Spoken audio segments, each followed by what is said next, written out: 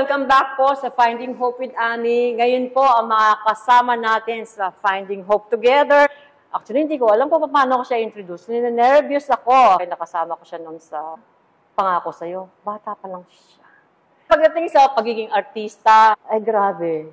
Pwede siyang mahirang, pwede siyang mayaman, pwede siyang sosyal, pwede siyang jologs. Diba? Pwedeng comedy, pwedeng dramang heavy.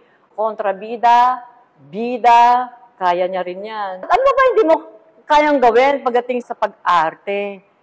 Napaka-versatile po niya. Ang daming nomination, ang dami niyang awards. Pagdating naman siyempre sa personal, pagiging ina, anak, kaibigan, lahat, napakabuti po niya.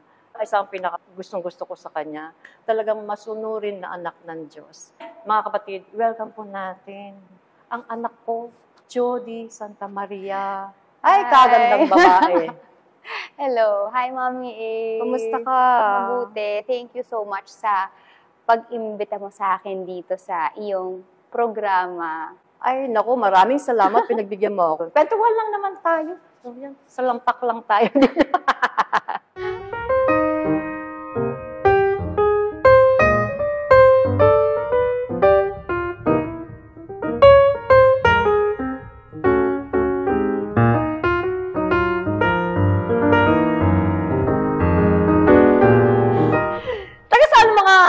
Santa Maria, anak. Yun talaga ang apelido mo, di ba?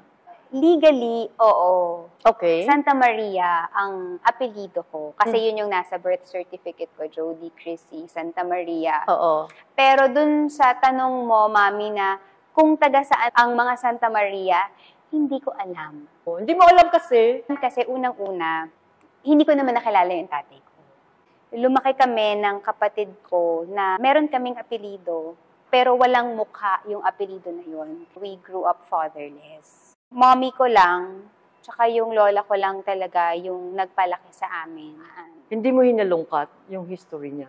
Umabot ako sa point, Mommy A, sa life ko na nagkaroon ako ng maraming questions. Kasi ang meron lang ako pangalan eh. Laging naglalaro sa utak ko na, okay, 50% nanay ko, 50% tatay ko, pero bakit wala siya? So lumalaki ako, may mga school activities kami, may mga graduation sa dumating, napakaraming birthday sa dumaan, Pasko and all, na wala siya doon. And syempre, hindi ko maiwasang maikumpara yung buhay namin sa mga kaklase ko na kompleto yung family unit. May nanay, may tatay, at may anak.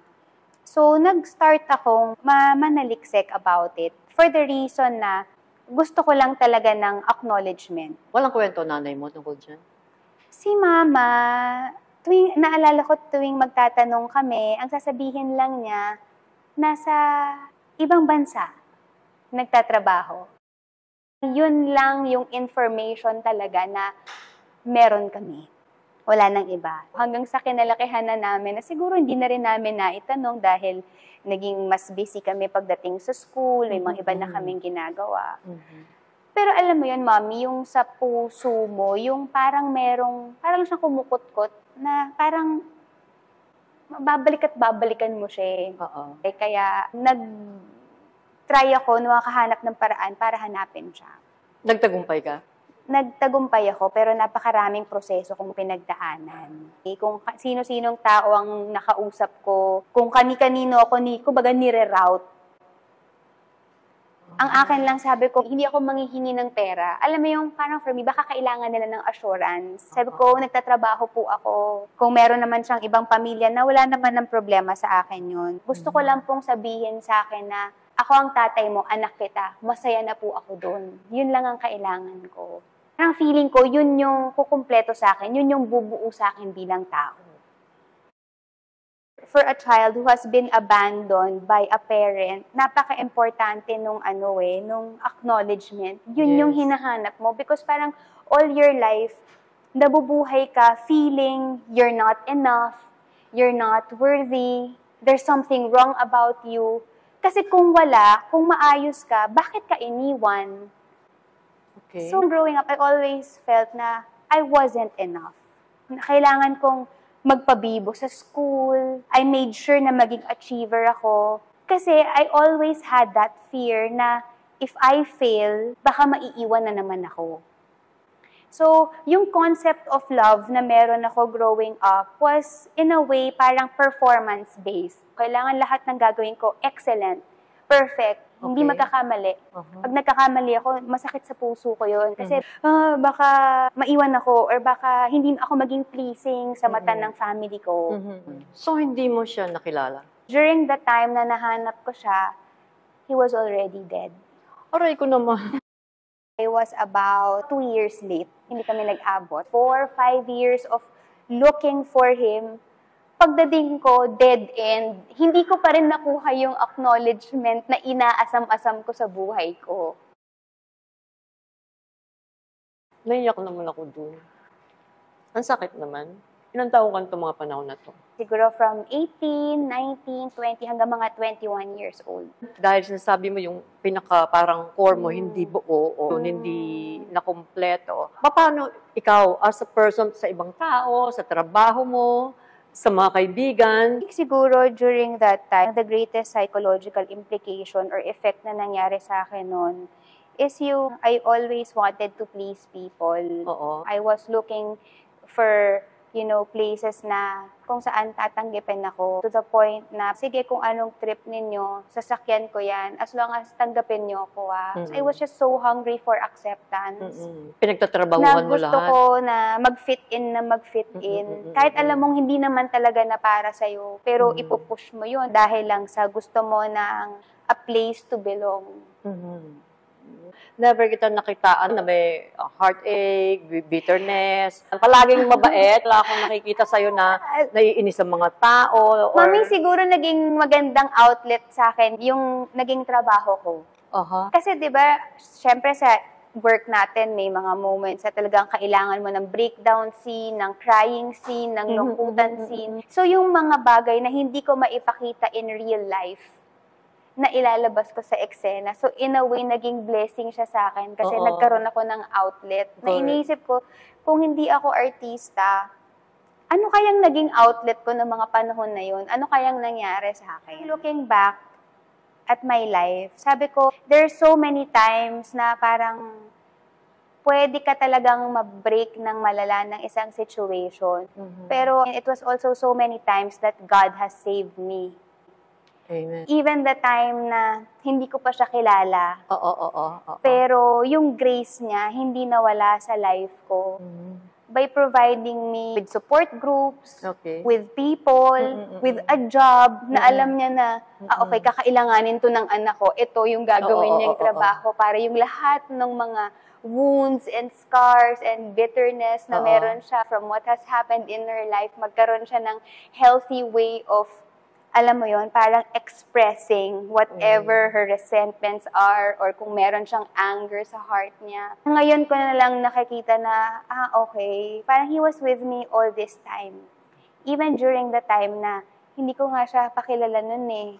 Pero nandun na siya laging nakaalalay. Nung hindi mo pa siya kilala, tapos wala kang yung earthly father, I'm sure madami ka manliligaw nun. Di ba? Dapat may model ka kasi bawa yung anak ko. Sabi niya, ay, pag asawa ko, gusto ko katulad ni Papa. Pagkagana. Kasi di ba, may tatay na nakikita. Paano kayong pag na-inlove ka, pag may naniligaw sa'yo, pag nagka-boyfriend ka? I think, Mommy A, di ba, it's so important for a child to have foundations in life. Actually, a good foundation. And that actually starts with, the parents. Kung ano yung nakikita na minomodel na kind of love ng parents na meron sila sa isa't isa, yun lang naman din ang pamamarisan nung anak nila. That is something that child would wish to have. Since I didn't have that, don't get me wrong, mahal na mahal kami ng nanay ko. What I'm talking about is that kind of relationship relating to another human being. In a way, I really didn't know what love should look like. I think when I was younger, mabigyan ka lang ng attention, I love na yon. Or minsan, pagka kunyari, nagiging toxic ang isang bagay, baka normal yan, baka part pa rin ng loving yun. So, wala talaga akong clear picture in my head na parang, ano ba dapat ang itsura ng healthy kind of love? So, nung mga nagkaroon ka ng mga relationships, kumusta? Ayun, sa awa ng Diyos, napalaot silang lahat. No, joke. Just kidding aside, hindi din talaga naglalast. Hindi to blame the other person. Okay. It's more of because I really Yun na didn't nga. know what I was looking for. I didn't know what love looked like. Or dahil kasi hindi ka buo, Hindi rin ako buo. So, I Hindi mo- think yung mga needs na hinahanap ko, sometimes nangyayari, kailangan ang mag-satisfy nun is Oo. yung partner mo. from tatay ang kailangan mo, Oo. pero hinahanap mo dito. Yes. I was looking for love in the wrong places. So, Mm-mm. it was also unfair. Siyempre, doon sa mga tao na inilalagay mo sa kanila yung isang responsibilidad or isang bagay na kahit kailan hindi naman nila kayang ma-fulfill. Parang sa mami mo, syempre, iba yung love na makukuha mo sa nanay, mabibigay ng ina, kahit na anong pilit, pero Yes. syempre, iba pa rin yung Totoo may yan, tatay. Mommy. Kasi usually, in a family unit, ang mommy talaga is the one who nurtures, Yes. nandyan yung care, Correct. nandyan yung loving. Pero the father will always be the one to provide the security and the identity of the child. Amen. Kaya siguro yun yung na-realize ko na, kaya pala ang hirap na lumalaki ka nang wala kang tatay. Kasi Correct. unang-una, hindi ka secured. Mm-mm. Ang dami kong insecurities in life. Kaya ngayon, I'm not enough. Mhm. Para I'm not worthy. Correct. Tapos, Oo. hindi mo alam yung identity mo. Ano ba ako? Sino ba ako? Ano ba ako dapat? So, these are parang the questions na tumakbo sa utak ko ng mga panahon na yun. Hindi ka nagrebelde? There was a moment or a portion sa life ko wherein I would party. But I thought that was normal. Siguro hindi ko ina-admit na ganito ako kasi ganito yung nangyari sa life ko. Alam mo yun, I was just in denial. I was just, like partying. Na parang, okay, may bagong mundo na naman na nag-open up for me. Edi, let's try out. Ganon. Napagalitan ako ng lola ko noon. Kasi there was one time, umuwi ako ng mga 3 a.m. Oh. Ang conservative ng household namin. So, tapos sabi niya, hindi yan ang uwi ng matinong babae. Parang kayo nga, nag-enjoy lang naman ako. Galit na agad ako. Hindi na ako kagad matino. Na-judge naman ako agad. And then, the time wherein I separated from my husband, Ilang taong ka nag-asawa? I was 22 years old. So, this was Anong year to? 2005. I had 30 when I was 23. My husband and I separated in 2010. So, it was a 5 years. short-lived husband and wife relationship. And after that, I found myself deeper into a hole. It was a very dark period in my life because, parang to already have all these baggages and insecurities within me. And then that separation made me feel na wala nang future after this. You will just forever be a separada and a hand-me-down. Kumbaga, second-hand good ka na lang. My mind was like just really playing parang tricks on me. I mean, all these lies in my head na paulit-ulit lang siyang nagpe-play. During that time, parang I just found myself trying to cope from the separation. So, I got into a lot of partying. And I was already a mother at this point, Mommy A. Si 30 was 5 years old. Okay. And then, I felt na parang, yan lang naman yun. It's a matter of coping. After coping, tapos na rin naman ko lahat. Kaso nga lang, yun na nga, parang mas malaki yung problema because after, a night of partying and then you get your hangover, ang sakit na nga ng ulo mo. Sa umaga, ang sakit pa rin ng puso mo. So, madalawang masakit na siya ngayon. Malakas ka uminom noon? I would say na nakakasabay naman sa mga...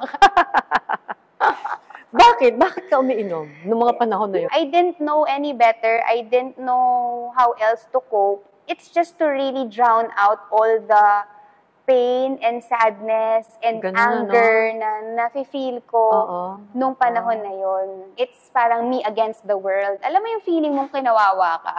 Ganun yung pakiramdam ko sa sarili ko na parang, ano ba nangyari? Parang wala man akong kaswerte-swerte sa life. If you don't mind, anong dahilan? Ba't di nag-work yung marriage? I guess we were still both immature. Okay. We really didn't know what we got into, yung responsibilidad Oo. ng lalaki sa isang marriage, yung responsibilidad ng babae, yung responsibilidad ko sa isang pagsasama. Parang hindi klaro. Oo. Parang naging extension lang nung boyfriend-girlfriend relationship namin, yung marriage. Tapos may dumating kaming blessing, yung baby.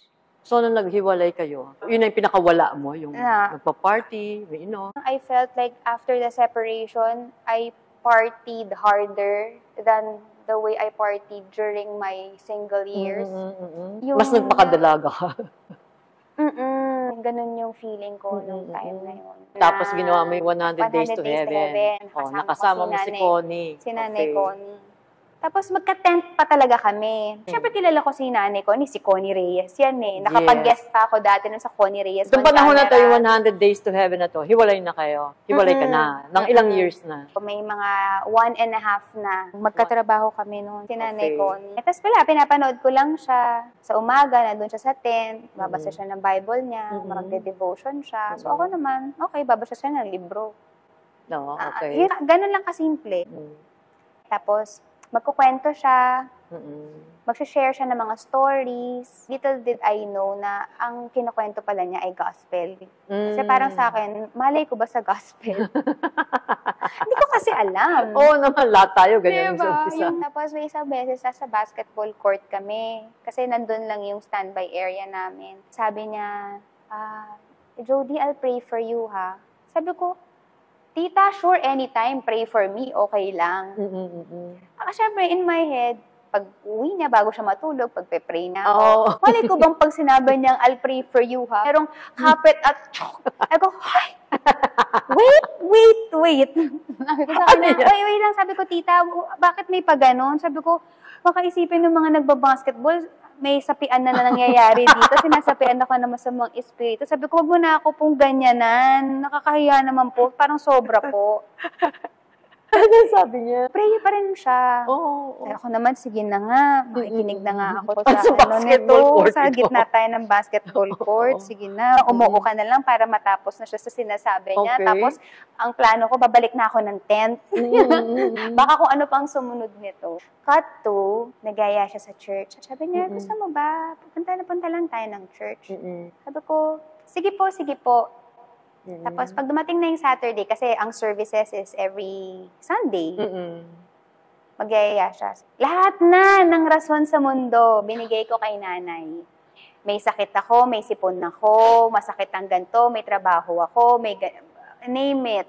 Makaiwas lang. Mommy, during that time, I thought to myself, na you know what, I don't need that. I mean, that's the last thing I need in my life. I don't need religion. I need solutions. Okay. Ganun ko siya nakikita. After nun, it was 2010 or 2011, natapos na yung show namin, pero hindi pa rin ako sumama sa kanya ni isang beses. Talaga? Akala ko nung sumasama ka na sa kanya. But she never stopped asking me to go to church with her. She never stopped sending me devotions. She never stopped messaging me kahit yung mga kamusta lang. Nagyaya siya ng dinner, sasama ako sa dinner just to catch up. She never stopped. So that was about 3 to 4 years of like that. Grabe, mahal ka niya talaga. That's love. Until one day, nag-message ulit siya sa akin. Saturday. I remember this was Feb of 2014. Okay. I will never forget that day. Sabi niya, Nak, halika, sama ka sa akin sa church. Ang anak naman, ang nasa isip, 4 years niya na akong niyayaya. Baka naman mamaya, pagka tumanggi na naman ako, ang ganda-ganda ng flow ng career ko, naku, baka gabain ako kay Lord. Sasama na nga ako. Ganun talaga yung tingin natin sa Panginoon, no? Baka naman, magalit, parusahan ako, lahat nung nangyayaring maganda sa career ko. Oo, biglang mawala. Mawala. Kasi during that time, I had a show in 2012 that became a hit. It was Be Careful With My Heart. Yes, grabe yun. And it was also during that time na Yung mga bagay na hindi ko inakala mangyari sa career ko, yung top rating na show, nakapag-world tour kami, Mami A concert, hindi naman ako singer, pero nagkaroon ako ng platinum album, naging household name, endorsements came in left and right. Nung time na yon, okay, this is it. Okay na yung life ko. Parang ito lang naman pala yung solution. Kailangan ko lang naman pala itong maging financially stable, maging stable din in terms of my career. So, I'm fine. But there was one show that we did in Los Angeles. Na habang nagpa-perform ako dun sa 11,000 people sa auditorium, tapos yung mga tao sumisigaw, Maya! Maya! We love you, Maya! Si Maya at si Sir Chief. Yung after ng performance, bumalik ako ng dressing room. Umiyak ako. Bakit? Umiyak ako kasi sabi ko, bakit ganun? Ba't hindi pa rin ako masaya? Akala ko na yung success na nangyayari sa buhay ko noon, yun yung makakapuno sa lahat ng mga pagkukulang, nung emptiness na meron ako sa life ko. But at the point of me being successful, at the top of that ladder of success, there was nothing there. And that was also the time na nag-text si nanay, gusto mo bang mag-church? Kaya pumayag ako, oo. Sasama ako sa'yo kasi hindi ko na alam kung anong gagawin ko sa buhay ko ng panahon yun. So that February of 2014, una kong sumampa sa service. I have never been to a service before. I had no idea what church looked like.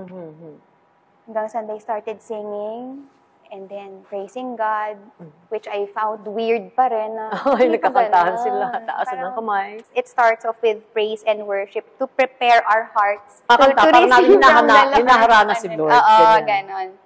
Pagkatapos nun, okay, nag-start na yung sermon. And it was, a sermon about love. Ano sabi ng sermon about love? It was a kind of love that's different. Kasi parang,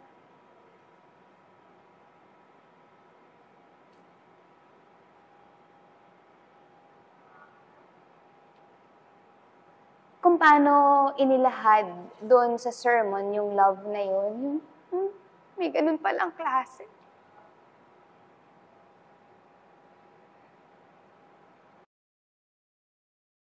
Ibang-iba siya dun sa nangyari sa akin, na nadama ko. Meron pala yung love na tanggap ka ng buong buo. Meron palang love na hindi nang iiwan. Yung love na parang kahit anong mangyari, yung magsistick lang sa side mo. And syempre, parang having all those abandonment issues and fears of, parang failure, na konting gato, baka iwan ka, na parang, there's actually a love who stays pala. Meron palang ganong klase. So, it was a different kind of love. Yun nga yung love na meron para sa atin yung ating Panginoon. Pagkatapos ng service na yun, sabi ko kay nanay, Nay, tapatin mo ko. Chinismis mo ba yung buhay ko dun sa pastor? Para patungkol sa'yo yung message. Yung sermon talaga, grabe, yung parang isinulat talaga yun para sa akin. Because after nun, bumalik ako the following week, and the following week, and the following week, hanggang sa nagtuloy-tuloy na. Yun yung love na pinangkapitan ko.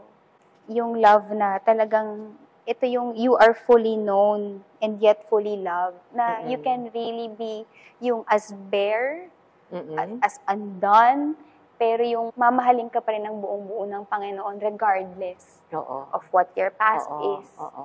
And ang desire niya is yung makilala mo siya at tulungan ka niyang maayos yung buhay mo unti-unti. So I took it from there. Tapos, isa pang nag-strike sa akin noon, siya yung a father to the fatherless. Kahit na wala kang earthly protector of father. The widows in God's holy habitation, di ba? Amen. If God is concerned with the orphans, with the widows, di ba? He desires to show them love, mercy, care, protection. Ako din, child niya ako. So, yun din yung desire niya para sa akin. Amen. Na maramdaman ko yung pagmamahal niya, yung protection niya, yung pag-aalaga niya, na andito lang ako kahit anong mangyari. Hindi kita iiwan. Na kahit ikaw pa yung lumayo sa akin, andito pa rin ako para sa'yo. You don't find that kind of love in this world. Hindi siya earthly eh. Sabi ko, Lord, thank you ha. Wala man akong earthly father, pero yung pagmamahal na binigay mo sa akin, yung pagkakakilala ko sa'yo, kung paano mo ipinakilala yung sarili mo sa akin, napunan lahat nung mga pagkukulang, napunan yung takot, napunan yung hindi ako enough, hindi ako worthy. Kasi lagi kong ibabalik pag naglalaro yung utak ko sa ganun. Hindi, but you said, I am chosen, I am loved, I am holy. That's what you said. So doon ako kakapit kasi yun yung sinabi mo. Para sa kanya yun kayo. Yun ang tingin niya sa'yo. Kasi diba? yun yung tingin mo sa akin. At yun ako kasi sabi mo, naniniwala ako sa sabi mo kasi yun yung absolute truth. Amen. Walang pwedeng bumali nun. Wala. And hindi ka nagsisinungaling. Ay, hindi naman talaga siya sinungaling. Diba? Yun yung naging way na nakilala ko si Lord. So, Nanay Connie was always been so obedient. Siguro sabi ko nga, Nanay, no, for sure, 4 years ka talagang kinulit ni God para kulitin mo ko, na lagi na siguro akong ini-impress sa heart mo, na hindi ka rin tumigil, hindi ka nagsawa, hindi ka napagod. Ang galing! Prayer, ang pinaka-the best love language for me. And syempre, yung taong nangungulit sa'yo, iba nga, di ba? Lagi akong kinukulit tungkol kay Lord. Pero sa totoo lang, ibig sabihin, pag may taong nangungulit sa'yo na lumapit ka kay Lord, ibig sabihin, mahal ka ng tao na yun. Diba? Kaya ako nasabi kanina, grabe, mahal na mahal ka ni Connie. Hindi siya napagod. Hindi siya napagod. Hindi siya gumiba. Hindi siya tumigil. Hindi to parang 1 buwan, 2 buwan, Oo. It was how many years in the making. Grabe. So, naging buo ka na nung Alam mo, na-realize mo na, ay, kahit pala wala akong earthly father, meron naman akong heavenly father na kahit anong pinagdaanan ko, tanggap ako ng buo. Mahal ako. Namatay nga siya para sa akin. Oo, totoo. Diba? And yung truth na yun gave me so much peace. Yung klase ng peace na never kong na-experience sa life ko. You know, that kind of peace that transcends all understanding. Amen. Yun pala yun, no? Yes. Yung kahit di mo naman naiintindihan, ang dami namang nangyari sa buhay mo, pero yung, bakit parang okay ako? Oo, may joy pa rin. May joy pa din. Oo. And I guess, dun din nag-start yung slowly, alam ko naman na hinil ni Lord yung puso ko. Na I just found myself, you know, forgiving my father. Okay. Na naisip ko na lang na, hindi, Lord, there must be a reason why it happened. Sa'yo naman, walang coincidences, walang chances. Pero siguro, yung mga bagay na nangyari sa buhay ko, pinagpapasalamat ko na rin eh. Kasi kung hindi siya nangyari sa akin, hindi kita makikilala. Kung sobrang naging komportable ng buhay ko na wala akong issues, walang anything, I will just be going about with my life na feeling and knowing that I'm okay. But you used my circumstances, you used my situation for me to know you. And for you to reveal yourself to me. May purpose pala. May purpose pala So, talaga kahit yung daan natin, paliko-liko, ng daming kurba, pero ang importante, yung ending, kung sa kanya naman pala mag-e-end, okay Worth lang it. pagdaan. Maaari na may mga bagay sa buhay natin na talagang inaalaw ni Lord na mangyari, na may mga wants tayo. Gusto ko makilala tatay ko, gusto ko ganito, gusto ko ganyan. Sometimes, si God, i-give niya yung desire mo, sige, yan ang gusto mo, para mag-teach din sa'yo na yung want mo is not exactly what you need. Exact. Kasi ako, yung kailangan mo. Amen. As long as nandito ako, kahit wala na yung iba dyan, okay na okay yun. Kumbaga, full ang life mo. Pero, coming from my experience na nabigyan ka ng success, nabigyan ka ng financial stability, nabigyan ka ng maraming following, pero there was something missing because Jesus wasn't there. Yes. Sabi ko nga, the way ko siyang titignan, yung puso ng isang tao, may mga butas yan. Merong ang magsasatisfy dyan, pamilya mo. Meron dyan ang magsasatisfy, maaaring trabaho mo. Pero there's always that hole in our hearts that only Jesus can fill. Na pag hindi na-fill yun, there's that feeling of emptiness. Parang may void. Pa rin. Parang laging may kulang. Correct. Ano yung nabasa ko dati? Jesus plus nothing is everything. Jesus Everything minus Jesus is nothing. Yes, Oo. yes. Totoo sa'yo yun. Buhay Sa na akin, buhay totoo sa yun. akin yun, Ma'am Oo. A. Kasi nadaanan ko yun eh. Amen. Pagkatapos ng ganito, okay ka na, nakilala mo na si Lord, meet Heavenly Father ka na, buo ka na, kumusta na ang buhay? May mga bagay ako sa life na ayokong gawin. Like? Magpatawad. Okay. Sige. Pero pag lagi kong iniisip na kung si Jesus nga, forgive niya yung unforgivable sa akin, sino ako para hindi mag-extend ng forgiveness sa taong nakasakit sa akin, hindi ba? So, yun, natutong magpatawad, mas maging gracious sa ibang tao. Alam mo yun, Mami A, kasi nung time na nag-separate kami ng husband ko, magulong-magulo yung sitwasyon namin. We were very hostile towards each other. And wala talagang chance of forgiveness. Kasi ang lagi mo isipin, ako na-agrabyado dito. Bakit ako ang unang magsusorry? Correct. Di ba? Yun yung normal. Yun yung normal. Oo. Alam mo, nung nakilala ko ang Panginoon, parang gusto mo is you forgive as the Lord forgave you. Through God's grace, naayos yung family namin. Okay. Yung ako, my ex-husband, si Thirdy, yung mga kapatid niya doon, na maayos yung relationship na some people might find it cringy na, paano yan? Pero yan na nga eh. Si God kasi, He makes all things possible. Kahit yung humanly impossible gawin. Lahat din naman kami nagulat na, nandito na tayo sa gantong season ng life natin. Grabe no? Yung alam mo talaga na hindi ito gawain ng tao. Alam mo na it was really the grace of God working through us, our lives, our family.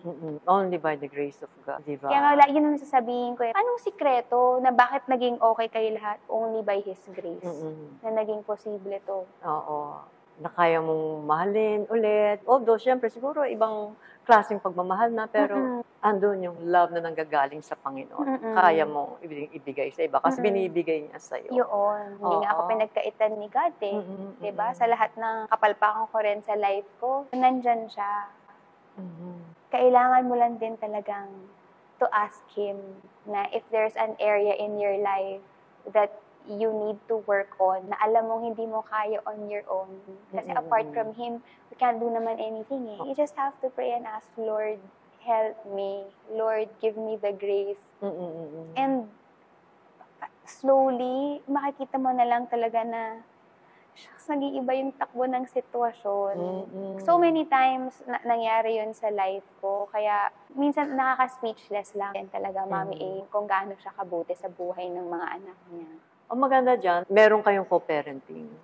Yun naman talaga yung importante, Mami A. Para kay Thirdy, hindi siya yung tulad na na-experience mo, sabi mo nung araw na, paano ko, tatay ko. Ay, alam mo, Mami A, pang iniisip ko nga bago ko pa man din siguro nailuwal yung anak ko, or even before na na-conceive ko si Thirdy, sa utak ko na gusto kong magkaanak, nauna na si God sa akin Kompleto na yung storya ng anak ko sa book of life niya.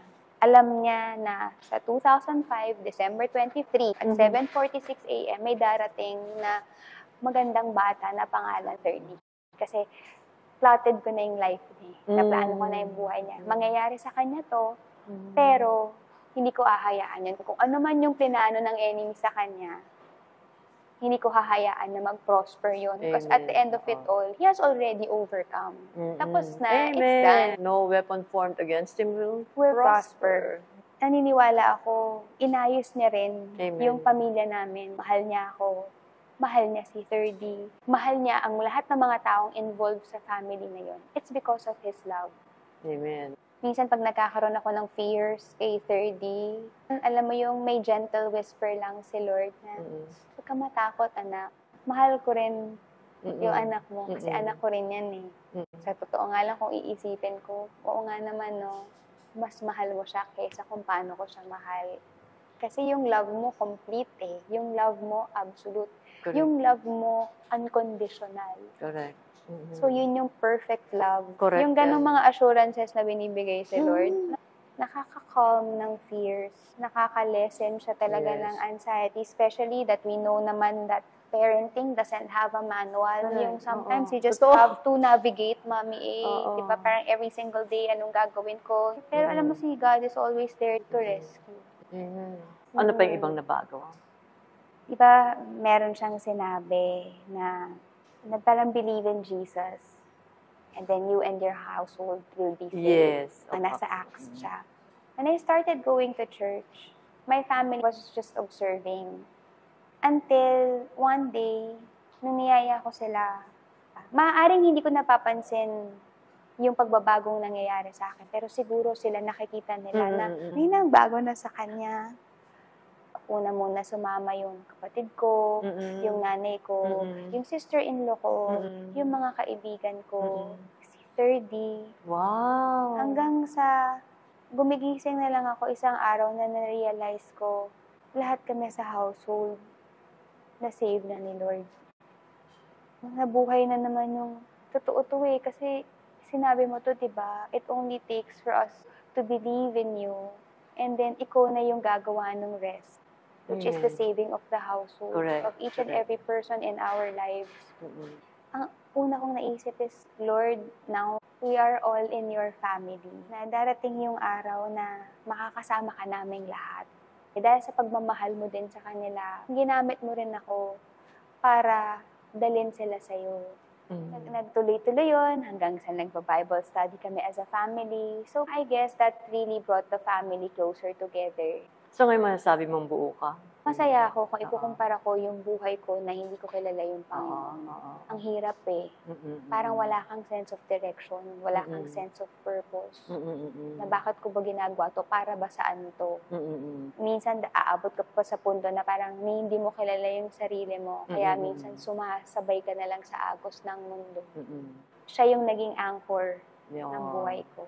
Nakakapit ka doon sa buong-buo talaga. Oo. Kaya pati ikaw Oo, kahit na may mga dumating na mga bagyo, kahit anong mangyari, yung anchor ko nandyan, yung rock ko nandyan, hindi ako pababayaan. Hindi ka matitibag. Hindi ka matitibag. Hindi dahil sa own strength mo. Hindi.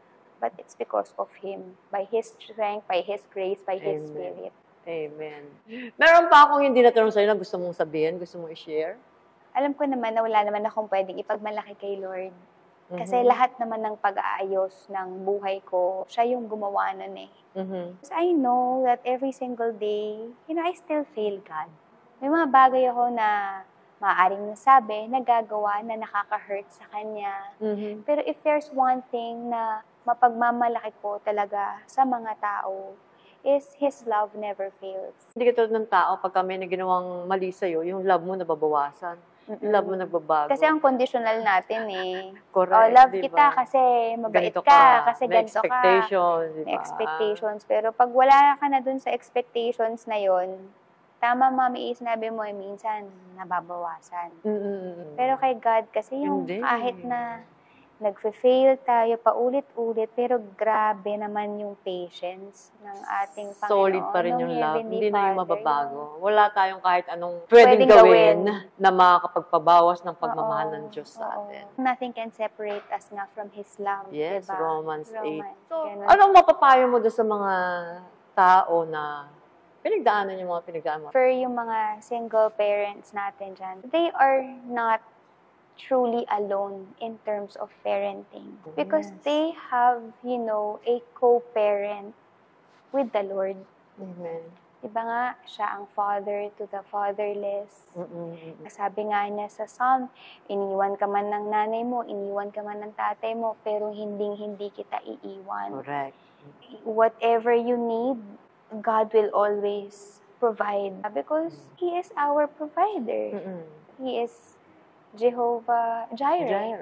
Jehovah Diba? Rapha, Jehovah, kung anong kailangan mo. Everything. Kailangan mo na tatay, siya. Kailangan mo ng asawa, he can be a partner to you. Kailangan mo ng healer, siya rin. Comforter, siya pa rin He's yan. your all talaga. Huwag silang matakot. Dahil Makipag-partner lang sila kayo. hindi naman sila papabayaan ni God. The same way kung paano kami ng pamilya ko at ng anak ko na never, kahit kailan, pinabayaan ng Panginoon. For husbands and wives, I think ang pinaka-importante, more than your children, is to make God the center of your relationship. Amen. Because the more you are closer to the Lord, the more you are in tune with Him, then the more na mas tumitibay, mas umaayos yung family. Amen. Because ang magiging foundation mo is, and yung standards mo, is yung standards ni God. Mamahalin mo yung partner mo kung paano minamahal ng Panginoon ang church niya. Magiging magandang foundation yun. Not only for your relationship, Amen. but even for your children. Yes. Sa relationship, may mga pagkakataon na gumigising ka na hindi mo ganon kamahal ang partner mo, pero dahil sa mahal mo ang Panginoon, mamahilin mo siya dahil may importansya sa iyo ang mga bagay at ang mga tao na importante at minamahal ng Lord. Tama. Para daw yung triangle. Yes. Oh, yun. 'Di ba kung ito ikaw, ito yung asawa mo, tapos kinikilala mo si Lord, sinusunod mo siya, at siya din. Habang kinikilala mo si Lord, papalapit kayo ng papalapit dalawa. Pero ang pinaka-target dyan, dapat kayong tatlo together. Hindi yung akala mo kayong dalawa lang mag-asawa ang kinasal. Sinama niyo si Lord tapos nung pag may problema na, na-elbow na siya. Hindi nyo siya pinapakinggan. Nagpa-bless kayo sa kanya. So, dapat involved siya sa lahat. Para doon sa mga anak naman. Sa mga bata. Maaaring nung panahon na pinagdadaanan ko to, hindi ko pa alam itong verse na to. Na kinonsider ko siya talaga na life verse ko. Jeremiah 29:11 talaga. Yung, for I know the plans I have for you, declares the Lord. Plans to prosper you and not to harm you. Plans to give you a hope in the future. Because when I thought my life was hopeless, He gave me hope. Nung akala ko na wala na akong plano sa buhay ko, wala na mangyayari sa buhay ko, meron pala siyang mas magandang plano para sa akin. Nung akala ko na wala na akong pag-asa, binigyan niya ako ng pag-asa at siyang naging pag-asa ko. Amen. At nung panahon na akala ko wala na akong kinabukasan, meron pa pala. Mas masigla at mas maganda. Yung nakalaan, yung mga plano na inilahad niya para sa akin. Na kahit wala kang tatay dito sa lupa, meron kang Heavenly Father. Kasi siya yung naging tatay ko. Huwag natin hanapin sa tao. Huwag natin hanapin sa tao. Siya nga yung nagiging sumbungan ko eh. Parang best friend mo na rin. Kasi mga bagay na hindi mo masabi sa kapwa mo, yung alam mo kasi sa kanya lahat ng yung totoo, your secret is safe with me.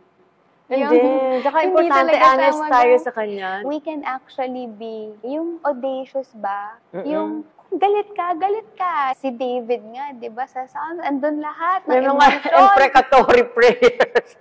Yung galit siya, nag-worship siya, may time na nagbibigay siya ng thanksgiving and praise, may times na, sinisisi na ba niya si God? Yung, kasi tao siya. And I guess, naiintindihan ni Lord Panginoon na yung tao tayo, dahil unang-una, siya ang may likha sa atin eh. Alam niya yung framework Kaya natin. Niya yun. So, He can take it. He can take all our mga, mga hanash. Yung mga reklamo, iyak, pagsusumamo. Kaysa sana ilalabas mo siya in an unhealthy way. Yes. Di ilabas mo dun sa kayang i-take lahat, hindi ka pa i-judge, pero ikaw pa yung, sige na, tapos ka nang magmaktol, alika na dito. Iko-comfort ka pa pagkatapos. Saan ka naman nakakita ng ganon?